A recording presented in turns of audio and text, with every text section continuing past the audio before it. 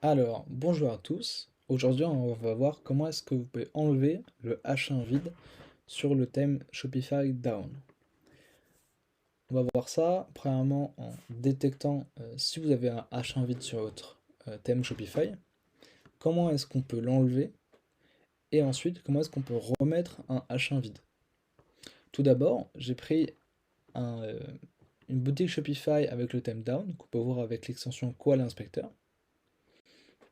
Et ensuite, on va voir avec l'extension Detail SEO qui permet en un clic d'avoir toutes les informations on-page pour le SEO. On va dans Heading, et là, on peut voir que le H1 est vide. Ce qui est un peu bête, parce que l'idée du H1, c'est de faire comprendre à Google de quoi parle votre site en y plaçant les mots-clés principaux. Et en fait, pourquoi est-ce que vous avez un H1 vide? Parce que tout simplement, le H1 s'est mis sur le logo. Vous pouvez voir, après avoir fait clic droit, inspecter, voir que là, ça, c'est un H1. Foncièrement parlant, ce n'est pas si grave si le H1, le logo, a un alt texte. C'est-à-dire que du texte a été mis sur le logo et que cet alt texte a été optimisé. Mais généralement, ce n'est pas le cas et moi je recommande, la plupart du temps, de mettre un H1 sous forme de texte. C'est quand même plus simple si vous voulez le changer.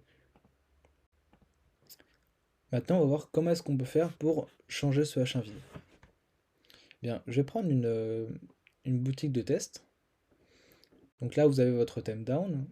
Vous faites modifier le code. Et maintenant, vous allez chercher header.liquide.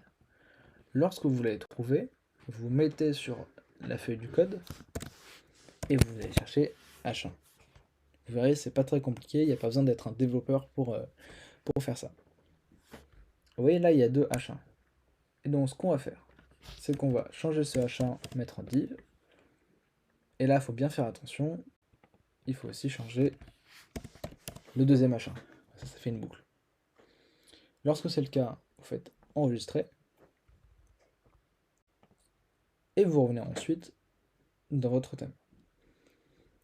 On prend toujours le même thème, vous faites personnaliser. Ici maintenant, il y a deux choix. Parce que maintenant, en fait, vous n'avez plus de H1 du tout.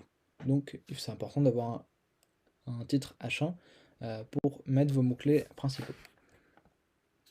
Ensuite, enfin, même si normalement il y a un seul mot-clé principal, il y a une règle en SEO, s'il y a un seul mot-clé principal par page, et après vous mettre plusieurs mots-clés secondaires. Donc là, c'est la page d'accueil donc la plus importante, celle qui va recevoir généralement le plus de visites et le plus de liens. C'est important de vraiment bien l'optimiser.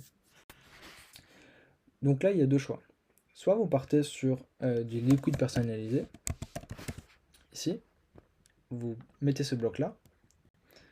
Lorsque vous êtes ici, dans code liquide, vous insérez ce texte-là. En fait, qu'est-ce que ça fait? Vous voyez que le titre H1, il est entouré de H1 et H1. Ça explique à Google, ce texte-là, c'est mon H1. Là, vous faites enregistrer. Vous voyez que les balises là ne sont pas ajoutées parce que c'est du HTML. Et après, vous pouvez changer plusieurs choses, notamment avec du CSS personnalisé.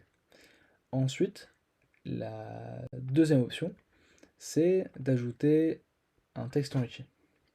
Le texte enrichi, on n'a pas besoin ni du titre, ni des boutons. On a besoin simplement du texte là.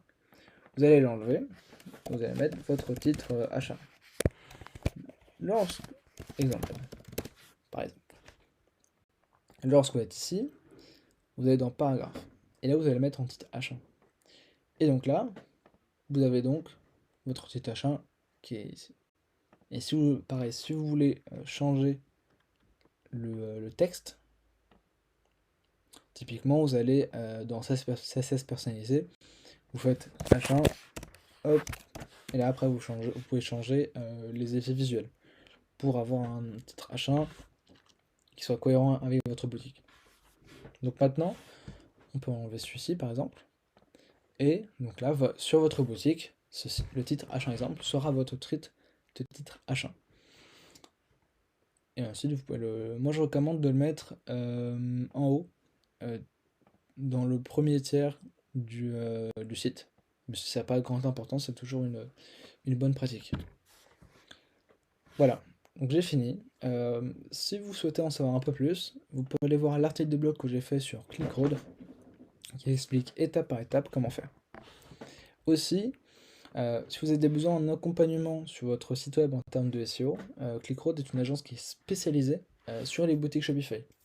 Donc si vous avez besoin d'aide, n'hésitez pas. Et si vous avez des questions, vous pouvez toujours les mettre en commentaire. J'essaierai d'y répondre.